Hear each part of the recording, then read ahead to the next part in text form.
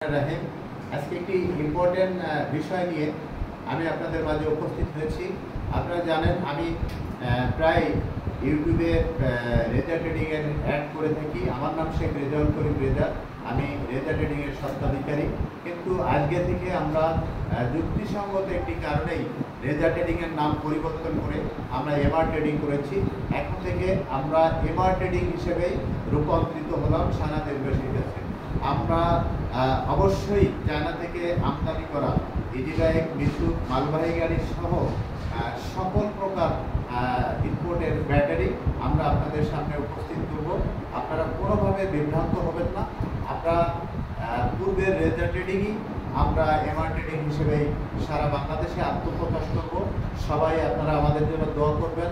সবাই ভালো থাকবেন, সুস্থ থাকবেন, সুন্দর থাকবেন এবং মেসাজ এমআর ট্রেডিংয়ের সাথেই থাকবেন।